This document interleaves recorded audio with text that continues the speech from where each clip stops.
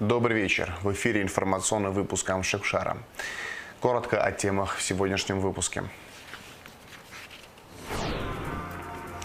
Ситуация на дорогах республики стала темой обсуждения расширенного заседания парламентского комитета с участием руководства МВД. 7 семейных пар из Абхазии награждены медалями за любовь и верность.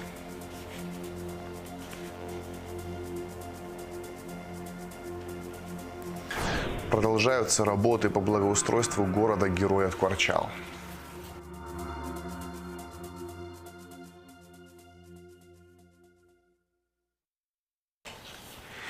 Заседание Комитета по обороне и национальной безопасности с участием руководства МВД прошло в парламенте. Главной темой заседания стала ситуация на дорогах республики. Только за прошедшую неделю в республике в ДТП погибли 5 человек. Как сообщил депутатам министр внутренних дел Роберт Киут, главная причина – это вождение в нетрезвом состоянии. По мнению министра, существующие сегодня меры недостаточны. Он предложил парламентариям ужесточить наказание за вождение в нетрезвом виде и начать придавать публичности водителей, которые были задержаны за подобные нарушения, а у граждан, которые нарушают регулярно, изымать автомобили. Замглавы МВД Беслан Чкадуа сообщил, что в этом году на республиканской трассе планируют установить 50 камер. Они будут фиксировать не только превышение скорости, но и пересечение сплошной, выезд на встречную полосу водителей с телефонами в руках. По итогам заседания при парламенте Абхазии решено создать рабочую группу, которая будет заниматься вопросами обеспечения безопасности на дорогах, в частности, координировать взаимодействие Народного собрания и органов внутренних дел. Мы сегодня приняли заявление соответствующее, также приняли документ о создании комиссии при Народном собрании парламента Республики Абхазия по координации деятельности Народного собрания парламента Республики Абхазия с органами внутренних дел Республики Абхазия, направленной на обеспечение безопасности дорожного движения. Вы знаете, в прошлом году мы принимали нормы, связанные с ужесточением норм за езду в нетрезвом состоянии и так далее. Эффект был определен, но, к сожалению, избежать того, что происходит на дорогах Абхазии, особенно в летний период, нам на сегодняшний день не удается. Это общая проблема, и мы должны с ней вместе бороться. Мы хотим выработать совместно с вами общий план действий, если потребуется с нашей стороны ужесточение норм, да,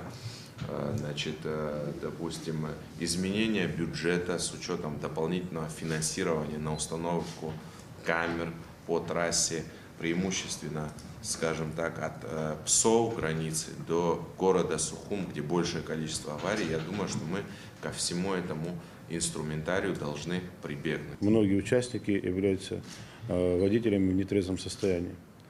С учетом чего хотелось бы, в принципе, обратиться к депутатам. Мы этот вопрос сегодня проводили совещание в ГАИ, и, в принципе, вы видели, периодически мы эту, как говорится, процесс проводим, но те меры, которые сегодня существуют, да, конечно, они достаточно жесткие, но мы видим, они оказались недостаточными.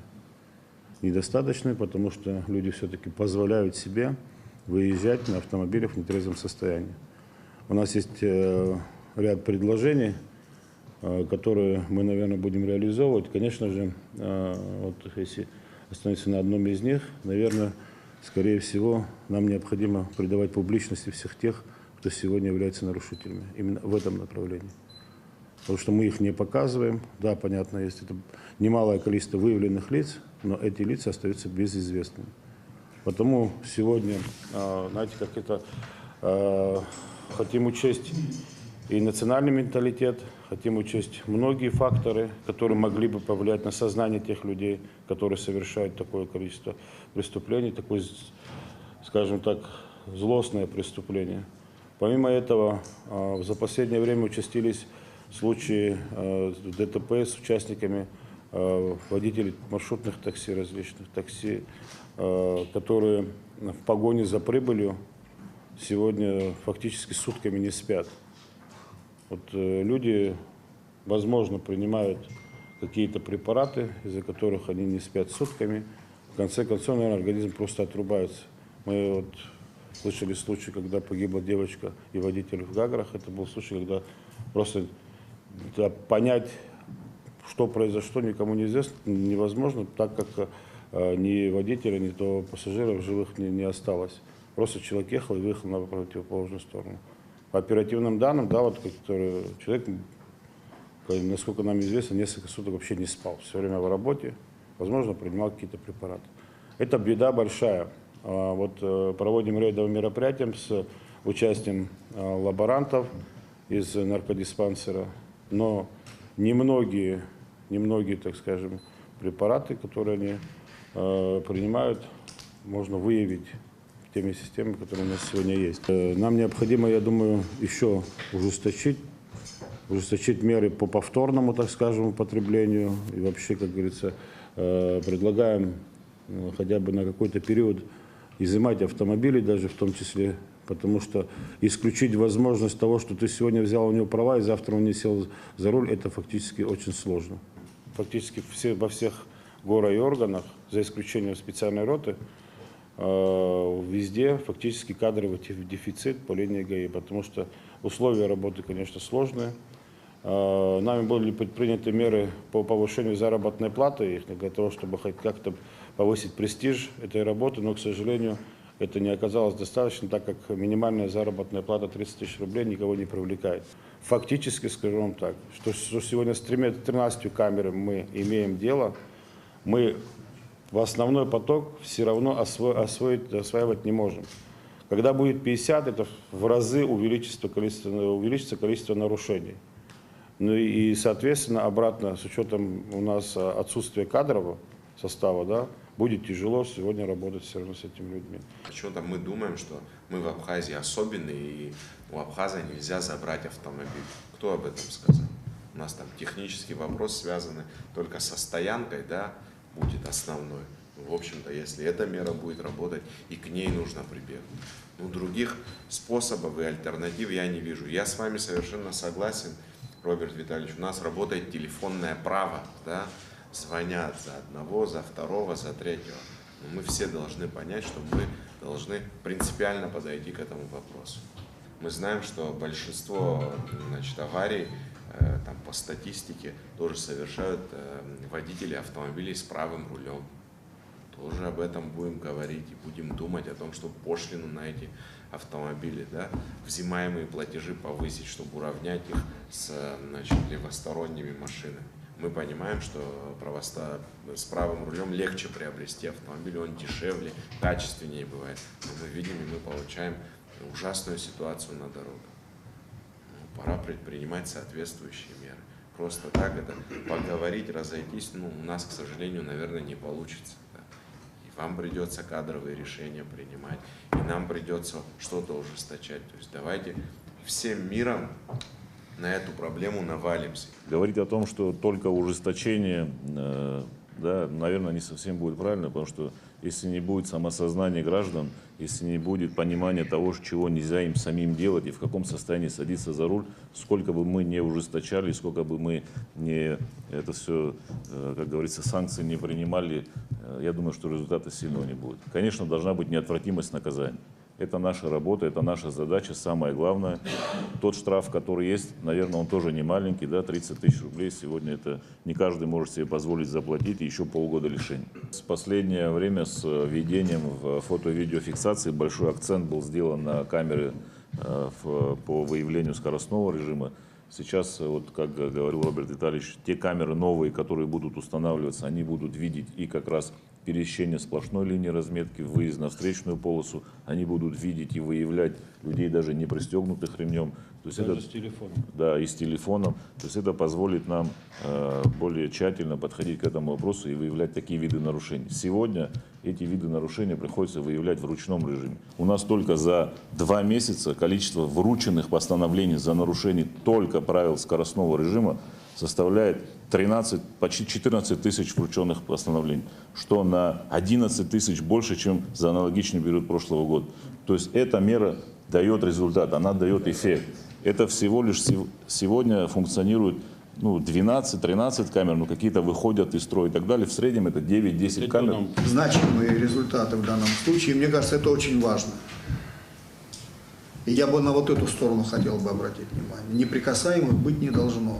Как это сделать, чтобы это разделить, это, чтобы мы знали, сколько человек в наркотическом состоянии за рулем у нас ездит на неделе, и сколько человек пьяным ездит. Это надо разделить, это все. У нас оно идет, в общее идет у нас, и мы не понимаем. Если взять, разделить категорию людей, которые в алкогольном опьянении находятся, и в наркотическом, наверное, в этом есть большая разница. С моей точки зрения, если я взять, сказать, что алкоголик, человек, который под алкогольным опьянением, это может быть любой гражданин, который по ряду обстоятельств попал в какую-то ситуацию, где-то там,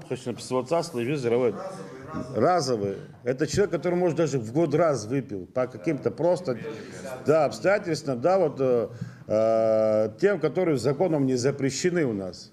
Но наркоман, выявленный за рулем, это считаю, что ежедневно он будет находиться под этим воздействием, потому что это человек, который уже болеет этой страшной болезнью. И я считаю, что если на самом деле взять и разграничивать, то там уже понятно, что его вплоть до пожизненного вообще, наверное, лишения можно даже делать, так как он все равно неизлечим. Когда бы он не получил права, это будут завтра, через год, через 3 года, он все равно будет находиться в этом состоянии. При рассмотрении бюджета Министерства внутренних дел на очередной финансовый год эту сумму штрафов мы можем включить в фонд заработной платы Министерства внутренних дел для того, чтобы министр внутренних дел имел право поощрять сотрудников, которые работают на местах лучше. Вот при 3-й, 4-й части при рассмотрении уголовных дел по ДТП со смертельным исходом, где 2 и более людей, надо предусматривать в том числе и конфискацию имущества, потому что люди, которые погибают, ни в чем не повинные люди, остаются там дети, кормильцев семьи. Эти люди должны знать, что если совершают, особенно при отягчающих обстоятельствах, выпившие в наркотическом или в алкогольном опьянении, они должны нести всю свою жизнь материальную ответственность. Ужесточать однозначно нужно. Это наша просьба большая. Если будет соответствующее понимание, и как видим, оно есть, и поддержка, соответственно, мы какие-то вопросы, наверное, решим. Депутаты Народного собрания Абхазии на внеочередном заседании сессии приняли заявление в связи с увеличением дорожно-транспортных происшествий. Народные избранники призывают к усилению контроля за автотранспортным движением и неотвратимости применения наказаний к автовладельцам за нарушение правил дорожного движения, а также разработки и внедрению новых технологий, необходимых для стабилизации и улучшения обстановки на автомобильных дорогах, в частности, с применением камер видеофиксации по всей территории Республики Абхазия. А также обращаются к старшему поколению с просьбой проявить большую озабоченность в вопросах проведения разъяснительных бесед внутри своих семей. Было принято постановление о создании комиссии Народного собрания по координации работы с органами внутренних дел Абхазии, направленной на обеспечение безопасности дорожного движения. Следственным подразделением ОВД Сухумского района возбуждено уголовное дело в отношении Гулия Давида Алхасовича, 1998 года рождения. Гражданину Гулия вменяется нарушение правил дорожного движения, совершенное в состоянии алкогольного опьянения, повлекшее по неосторожности смерть 2 или более лиц. Гулия, пребывая в состоянии алкогольного опьянения, выехал на встречную полосу движения и совершил столкновение со встречно идущим транспортом. В результате погибли 3 граждан. 1 гражданин помещен в медучреждение. Все сотрудники госавтоинспекции с 1 мая находятся на усиленном режиме несения службы. Однако ситуация с ДТП по-прежнему остается сложной. Почему количество дорожно-транспортных происшествий летом увеличивается и как решить вопрос безопасности республиканских дорог? За комментарием мы обратились к начальнику управления ГАИ МВД Валентину Трапш. Ситуация на дорогах в летний период усложняется по многим причинам. И из-за возрастающей плотности дорожного движения, и по причине возникающих пробок. Но самой важной причиной остается культура вождения в республике. На дорогах у нас дела всегда обстоят тяжело, особенно в разгар курортного сезона. Чтобы мы понимали с вами, наши дороги не предназначены для такого количества транспорта, которое сейчас они пропускают сквозь себя. Каждое лето, когда у нас транспорт кратно растет, на дорогах становится много транспорта, много водителей, которые приезжают на отдых, к сожалению, и граждане России не всегда соблюдают правила дорожного движения, управляют транспортными средствами и в нетрезвом состоянии, и пренебрегают знаками дорожной разметки. КПП «Веселая», если взять нашу границу, да, с Российской Федерацией, КПП «Веселая» рассчитан пропускной пункт на 1500 машин в сутки. Сейчас пересекает границу, это официальная цифра, 7-8 тысяч транспорта. Мы можем представить, да, сколько людей заезжает, выезжает. Начальник управления ГАИ Абхазии Валентин Трапш подчеркивает, что водители часто нарушают правила безопасного вождения, садятся за руль в нетрезвом состоянии. Культура вождения у наших соотечественников с вами остается желать лучшего. Совершенно остается желать лучшего. Мы почему-то пренебрегаем многими знаками, разметкой, правилами, скоростным режимом и не всегда садимся за руль в трезвом состоянии, к сожалению. Основной причиной дорожно-транспортных происшествий является это превышение скоростного режима на участках, пересечение сплошной линии разметки и управление транспортным средством в каком-либо состоянии опьянения. Летом ситуация ухудшается у нас кратно, потому что у нас насыщается первый регион, это Гагринский. У нас со всей республики водители пытаются заработать денежку, накормить семью, как-то поставить детей на ноги, и все, значит, стремятся в сторону границы, где не каждый из них отдыхает как положено, они спят в машинах. Сейчас, в последнее время, вы являетесь свидетелями того, что пошел рост у нас дорожно-транспортных происшествий. На данный момент ГАИ фиксирует рост числа аварийных ситуаций преимущественно в Гагарском районе. В летний сезон сейчас, как показала практика, самая основная проблема – это у нас водители маршрутных такси и просто такси частных, людей, которые занимаются частным извозом. Последние несколько громких таких, будем говорить, дорожно-транспортных происшествий были с участием наших граждан, которые являются таксистами и которые проживают совершенно в других регионах. ДТП произошло в Гагринской зоне, водители были жителями Гальской, Ачимчийской стороны. Мы сейчас в последнее время делаем уклон на маршрутные такси и водителей такси, для того, чтобы понять, что у нас происходит, для того, чтобы попытаться снизить у нас дорожно-транспортные происшествия именно в Гагринской зоне. Сейчас рост пошел там. Аварии, согласно статистике, происходят и с участием туристических автомобилей. У нас их сейчас 70 дорожно-транспортных происшествий за полгода, при которых погибло 20 человек и ранено у нас 84 человека. Из этого числа у нас 33 дорожно-транспортных происшествий, при которых погибло 7 человек и пострадали, ранены. 41 – это граждане Российской Федерации. Как отметил Валентин Трапш, ГАИ проводит рейды по выявлению нарушителей ПДД на постоянной, едва ли не ежедневной основе. За последние полгода было зафиксировано почти 50 тысяч несоблюдений правил дорожного движения. Наши сотрудники работают на износ 24 часа в сутки. Мы проводим специальные мероприятия, называемые рейдами, при которых мы выявляем большое количество выявлений различного рода. Если взять за эти полгода, у нас выявлено 45 251 выявление. Можете представить, да, какая цифра? Из этих 45 тысяч, 1200-308 – это управление в каком-либо состоянии опьянения, наркотическое или алкогольное. Как бы мы работаем, но наша работа остается недостаточной. Основная проблема работы ГАИ, как рассказал Валентин Трапш, это недостаток кадров. Работа в государственной автомобильной инспекции тяжелая и сложная, зачастую и неблагодарная. Сотрудники часто сталкиваются с агрессивной реакцией нарушителей. Первоочередная проблема – это, конечно, кадры. Людей, как правило, у нас на дорогах не хватает. Когда наши сотрудники, извиняюсь за выражение, наказывают кого-то из наших граждан с вами, мы воспринимаем это немножечко в негативном формате. Но когда что-то, не дай бог, случается, то мы ищем сотрудников ГАИ, которых, к сожалению, найти не всегда возможно. Они у нас сейчас на стационарных постах. В управлении ГАИ специализированная рота в количестве 17 человек, которую мы как бы различные бреши на дорогах пытаемся перекрыть. ГАИ, как и все службы Министерства внутренних дел республики, призывают граждан к соблюдению правил дорожного движения и напоминают об ответственности, которую несет каждый водитель. Ну, хотелось бы напомнить об ответственности всех граждан. Транспортное средство – это объект повышенной опасности. В первую очередь нужно об этом помнить. И средства передвижения тоже. Но у наших граждан транспортное средство стало роскошью, к сожалению. Наверное, пока мы не пересмотрим некоторые моменты, у нас будет проблема. Аварии, происходящие в нашей стране, порой шокируют общество и поднимают извечные вопросы: кто виноват и что делать.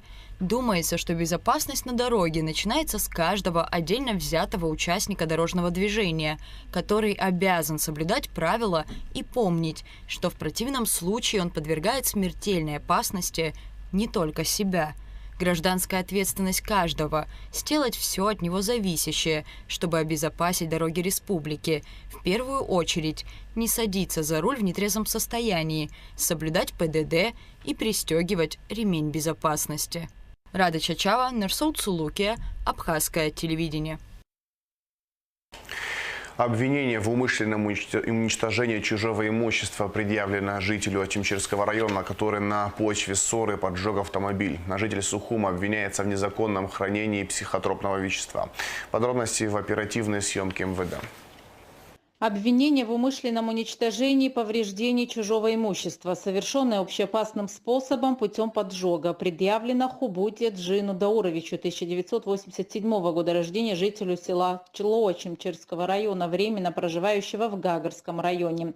Последний на фоне возникшего конфликта с потерпевшей проник ночью на территорию частного домовладения в селе Псахара и, используя 1 литр горючей смеси, совершил поджог автомобиля Toyota Crown Athlete. При этом огнем был поврежден припаркованный рядом автомобиль марки Hyundai Starex, принадлежащий второму потерпевшему, после чего скрылся с места происшествия.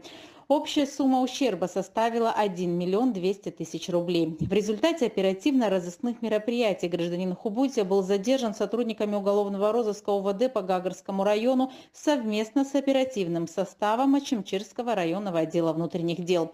Расследование проводит следственный отдел Гагарского РУВД. Обвиняемый содержится под стражей. Обвинение в незаконном приобретении и хранении психотропного вещества дознавателем УВД по городу Сухум предъявлено Сеченава Инару Тимуровичу. Запрещенное вещество, а именно капсулы препарата «Лирика», житель города Сухум 1996 года рождения, незаконно приобрел и хранил при себе с целью последующего личного потребления без цели сбыта до момента обнаружения и изъятия сотрудниками милиции. Оперативные мероприятия провели сотрудники уголовного розыска 1-го отдела милиции столичного УВД. На период проведения следствия гражданин Сеченава ограничен подпиской о невыезде и надлежащем поведении. Реконструкцию пункта пропуска «Адлер» обсудили глава сочинского филиала Росграндстроя Кирилл Баранов и руководитель ФТС России Валерий Пикалев, сообщает «Спутник Абхазия». Сегодня пропускная способность КПП составляет 28 000 человек и 1500 машин. При этом границу пересекают более 50 000 пешеходов и 9 000 транспортных средств в сутки.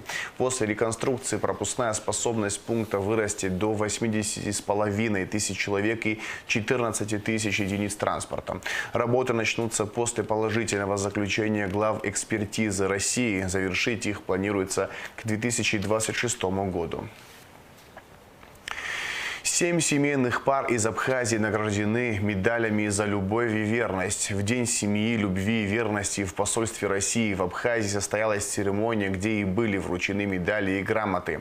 На торжественной и волнительной церемонии была Алика Трапш. В посольстве России в Абхазии прошло традиционное награждение семей, проживших в любви и верности более 25 лет. Для семейных пар это не просто цифры, а целая история о взаимопонимании, терпении, мудрости и, конечно, продолжении и сохранении семейного очага. Они счастливые родители, бабушки и дедушки. В этом году были отмечены 7 пар, которые преодолевали все тяготы жизни рука об руку не один десяток лет. Это семьи Вартикяны, Багаевы, Якушкины, Миносяны, Папаскир, Читанава, Смыр. Им были вручены медали за любовь и верность. Светлый, радостный праздник. Мы рады, что можем разделить его с вами. с теми, кто любви в браке, в семейной жизни прожил большое количество лет. Как правило, это 40, 50 и некоторые даже больше. Мы вас поздравляем. 52 года живут вместе супруги Минасяны, Хачик и Нвард. Их трудовая биография связана с преподавательской деятельностью. Хачик Минасян 25 лет работал преподавателем физики. За заслуги в области образования удостоен звания «Заслуженный учитель Абхазии». Был председателем армянской общины Абхазии и Гагарского района. За заслуги перед республикой награжден орденом Ахтзапша второй степени, медалями за поддержание мира в Абхазии, за победу. Нвард Минасян тоже в течение 25 лет работала учителем начальных классов. У супругов 3 детей, 6 внуков и 1 правнук. Что семья самое главное. Это самая великая ценность в любой стране. Это семья. Если ты любишь родину, надо хорошую, красивую семью, воспитывать хороших детей, воспитанных. Вот это самое главное. Вот и мы так живем 52 года. Секрет, наверное, что мы любили друг друга, понимали, ценили. Еще одна семейная пара, преодолевшая семейный полувековой рубеж, супруги Якушкины, Юрий и Зинаида. Они коренные жители Абхазии из Очимчиры. У супругов 3 сыновей и 4 внуков. Семья Якушкиных – пример трудолюбивой, отзывчивой семьи, готовой прийти на помощь ближнему. Они воспитали детей и помогают воспитывать внуков в лучших традициях, свойственных для Абхазии и России. Прежде всего надо доверять, любить и жить мирно. Так что мы живем очень счастливо, все любим друг друга, уважаем друг друга. Взаимное понимание у нас хорошее между внуками и внучкой. Так вот живем красиво и хорошо. Чита Читанава Анатолий и Алла в браке 51 год. Он директор Гагарской автошколы и заместитель совета старейшин Гагарского района. Она учитель английского языка в Гагарской школе номер 2. У супругов 2 детей и 4 внуков. Трудолюбивая, отзывчивая, гостеприимная семья передает свой опыт, знания и любовь молодому поколению. И пусть цветет и процветает эта прекрасная республика Абхазия, которая стала моей второй родиной. Я приехала сюда не отдыхать, мы познакомились в институте, мой супруг был моим студентом, я ему говорила немецкий, когда язык, а потом вот сюда у меня переманул. И вот эта большая семья, абхазская семья, на этой прекрасной земле, она одна, большая семья, пусть цветет и процветает. Руководитель представительства Россотрудничества в Абхазии Дмитрий Федотов поздравил семейные пары с Днем семьи, любви и верности, отметив, что в республике уже 50 семей награждены медалями и грамотами за сохранение семейных традиций, основанных на любви и верности. Уже более 50 пар удостоены награды к Дню семьи и верности. Более 50 пар в Республике Абхазия. Хотя мне кажется, что для Республики Абхазия как раз-таки это тот момент, который нам на самом деле всегда очень сложно выбирать, потому что в семье и верности проживает большая часть жителей Абхазии. Поэтому это для нас очень тяжело, но с другой стороны это очень для нас приятно. Праздник День семьи, любви и верности приурочен к православному дню памяти святых князя Петра и его супруги Февронии. С праздником семейные пары поздравил глава Абхазской православной церкви иерей Виссарион Аплия. Вот Феврония и Петр показали верность друг другу. Это верность, которая необходима всему роду человеческому. Не только там православным. Для всего рода человеческого необходима верность. Много отступлений от этой истины, много отступлений от этой верности, но это не означает, что мы должны, все равно надо потихонечку, это наши грехи, это наши отступления, надо их потихонечку начать их исправлять. На вопрос о том, в чем же секрет долгой и счастливой семейной жизни, все пары отвечают как один – любовь и уважение. И главное, не забывать слушать и слышать друг друга. Алика Трапшира Мукамки, Абхазское телевидение. В Тхукарчале продолжаются работы по благоустройству города. В настоящее время идет ремонт проспекта Свободы, устанавливается новый бордюрный камень. Следующим этапом предусматривается укладка асфальта. Репортаж Шазины Ханагу. Красивую, эстетичную, комфортную городскую среду хочет видеть каждый человек. Благоустройство играет важную роль в развитии района и повышении качества жизни населения. С 1 июня в Тхуарчале ведутся ремонтные работы на проспекте Свободы. Эта дорога проходит через важные объекты города и активно используется жителями. Капитального ремонта здесь не было более 30 лет. На первом этапе реконструкция предусматривает демонтаж старого и установку нового бордюрного камня. По проспекту Свободы идет установка бордюр под асфальт. Подготовительные работы под асфальт. Асфальт идет с верхнего водопада, продолжение. И они будут за нами идти. Вместе мы должны закончить где-то в конце сентября. Наверное, чуть пораньше будет у нас, где-то если погодные условия нам позволят. Где-то в конце августа мы планируем закончить и асфальт, и бордюры. Общая протяженность новых бордюров 2350 метров. Ремонтируемый участок имеет длину 1250 метров и ширину 12 метров. На замену бордюрного камня из местного бюджета было выделено 6 миллионов 427 тысяч рублей. Следующим этапом будет укладка асфальта. Очень, в плохом состоянии было и давно ждали, планировали, каждый год не получалось. Сейчас мы уверенно ждем, что до конца года асфальтчики нам положат эту дорогу, асфальтируют. Эта дорога после войны еще не ремонтировалась. Первый раз мы этой дорогой занимаемся, проспект Свободы, в данное время. От подрядчиков мы ожидаем в течение 2-2,5 месяца получить под асфальт, подготовительные работы они должны выполнить. Они занимаются сейчас укладкой брусчаток, и бордюр, установка бордюрами. Они закончат, после этого асфальтчики придут, это уже другие подрядчики, они асфальт будут укладывать вдоль от Лашкендара до больницы. Хорошие дороги и наличие бордюров – это не только красота, но и безопасность. В первую очередь для всех участников движения. Жители города положительно оценивают начало ремонтных работ. За моей спиной проспект Свободы, и очень красиво там делаются бордюры, дороги, строятся. В общем, город процветает, и мне это очень нравится, и я очень рада. Нельзя не отметить, что с каждым годом Тхуарчалский район преображается. Руководство страны и местная администрация делает для этого все возможное. И это очень радует жителей и гостей района. Шазина Ханагуа, Сергей Каджая, Абхазское телевидение. Более 20 проектов, большая часть из которых направлена на работу со школьниками, на данный момент реализуются Всемирным Абхазо-Абазинским конгрессом.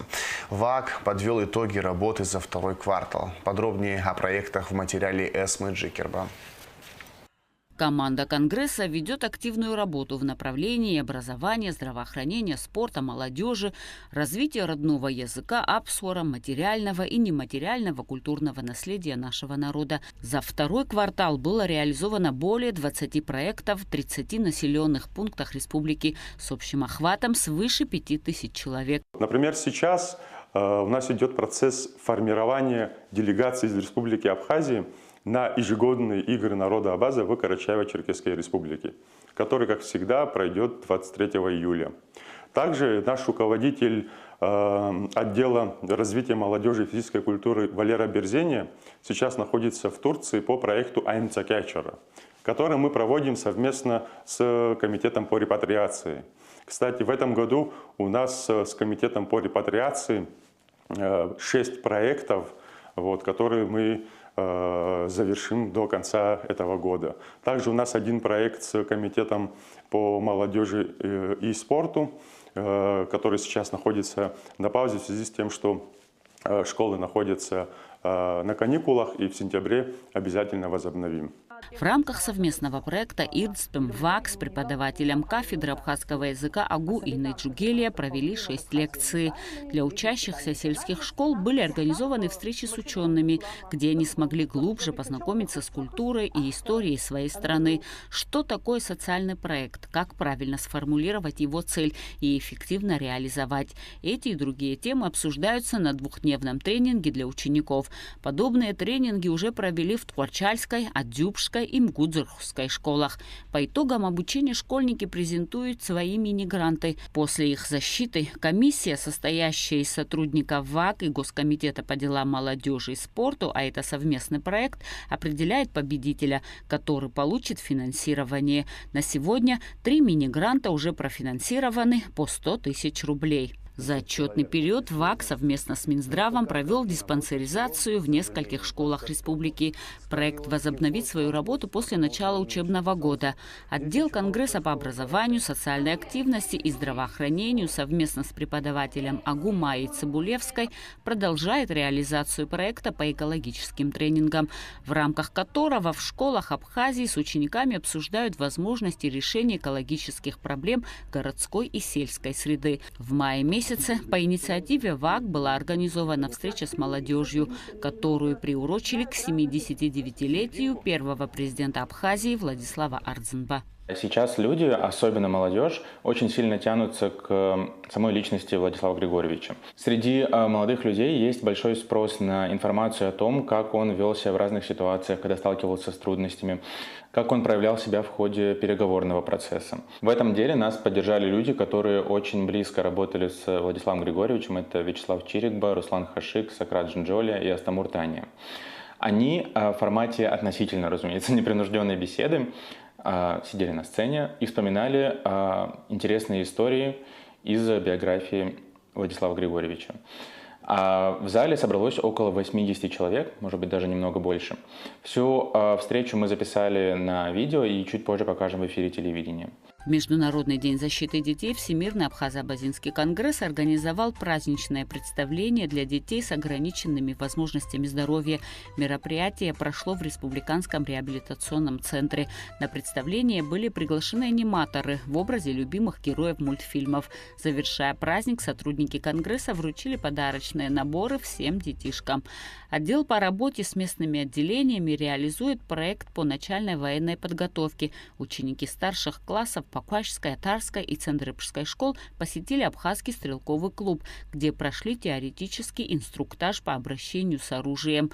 Затем ребятам провели экскурсию, которая завершилась поездкой на настоящем боевом танке. Получил продолжение проект Аймадара. За отчетный период для учеников Адюбской, Чандарской и Мгудзурхской школ были организованы познавательные экскурсии по историческим местам нашей страны. Отдел по работе с местными отделениями продолжает адресную помощь. К примеру, в селе Хабста по инициативе местных жителей было восстановлено техническое помещение раздевалки, которое прилегало к футбольному стадиону. ВАК оказал помощь в виде установки окон и дверей самого помещения. И впоследствии подключилась администрация села и помогла уже с кровлей. Всемирный Абхазо-Абазинский конгресс в рамках соглашения с Государственным комитетом по репатриации реализует ряд проектов. Это абхазская национальная кухня, это уроки по танцам, видеоуроки по танцам, также абхазская песня. И также еще снимаем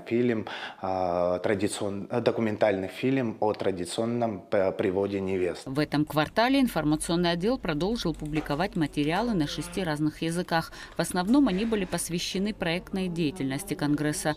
За этот период отдел выпустил 2 новых проекта «Сарай Сыхцуб» и «Живое ремесло». Цикл передач, посвященных абхазским мастерам-ремесленникам и традиционным ремеслам. Уже отсняты 2 фильма. На стадии завершения 3-й. Он посвящен традиционному абхазскому ремеслу – пчеловодству. Эсма Джикерба, Лилиан Маршан, Абхазское телевидение. Благотворительный фонд «Ашана» объявляет сбор средств для Артема Минасяна и Никиты Кияна на прохождение курса в реабилитации в детском нейрореабилитационном центре «Импульс». В центре уже ждут детей. Необходимо собрать более $500 000 рублей. При виде таких славных малышей, как Артем и Никита, и не скажешь, что у мальчиков есть проблемы в развитии. Из-за сложности заболевания у детей наблюдаются протесты в поведении, импульсивность, растерянность, трудности в письме и чтении. Решить эти проблемы поможет реабилитация в центре «Импульс», где им проведут качественное лечение. Родители обратились к нам за помощью, потому что сумма за диагностику и курс реабилитации, она для семьи неподъемная. Более 500 тысяч рублей необходимо на прохождение лечения 2 детям. Я уверена, что наши граждане, неравнодушные люди в очередной раз окажут поддержку подопечным фонда Ашана. Центр «Импульс», он находится в городе Сочи. Это наши партнеры, с которыми мы работаем более 3 лет. Они на практике доказали, что используют новейшие методы диагностики и лечения детей с различными нарушениями центральной нервной системы. Очень много детей уже прошли курс диагностики и реабилитации в этом центре, поэтому мы смело можем отправлять туда детей. Подопечному фонда Ашана Артему Минасяну 9 лет. Он очень любит лепить и рисовать, а также учить стихи. Но, к сожалению, органическое поражение головного мозга не дает проживать ребенку ту жизнь, которая есть у всех здоровых детей. Для мамы ребенка реабилитация в центре «Импульс» – единственная надежда. Вот как любая мама, мне хочется, чтобы в свои 9 лет он вел себя как 9-летний, не как 4-летний ребенок, не вот с этими игрушечками, чтобы трудно общаться со сверстниками ему. Вот просто вот даже в автобусе едем, если кто-то что-то скажет, все, это начинается у нас, я не знаю, просто. Поэтому... Вы уже проходили где-то лечение? Да, мы проходили лечение в нашем Сухумском центре. Хочу им передать большое спасибо. Очень они нам помогли, мы вот ходили тоже курс 20 дней, очень помогают эти курсы, поэтому очень надеюсь, что мы попадем в адрес сейчас Центр «Импульс», чтобы вот чуть-чуть его вот как раз перед школой немножко его скорректировать и поведение, и, в общем, чтобы легче стало, жалко его просто. Важно отметить, что в центре «Импульс» используются методики, которые доказали свою эффективность в научных исследованиях, а оборудование соответствует последним научным разработкам. В реабилитации также нуждается Никита Киян, мальчик, за всю жизнь испытавший немало трудностей. Уже знаком с центром «Импульс». Бывший подопечный фонда «Киарас», он не раз проходил курсы лечения с неврологами, психиатрами из разных городов России.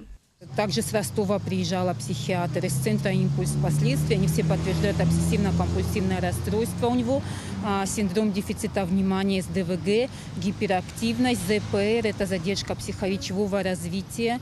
Очень большие проблемы у ребенка с мелкой моторикой. Ему очень трудно писать буквы даже. Сейчас вот где проходит обучение?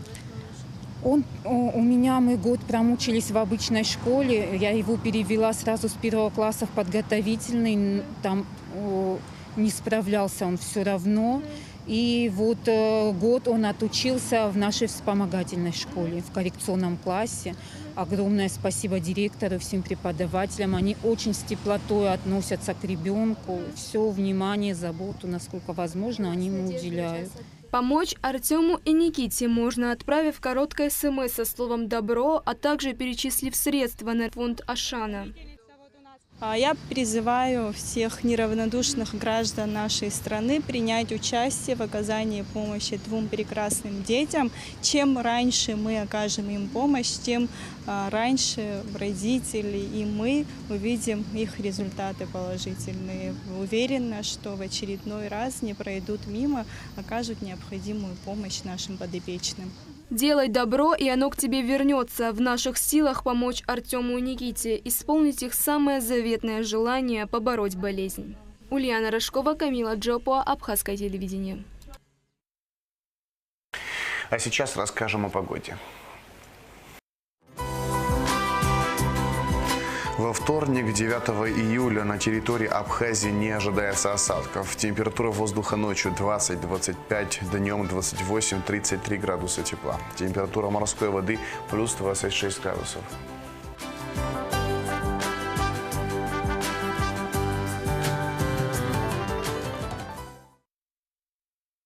На этом информационный выпуск Амшившара подошел к концу. Всего хорошего. До свидания.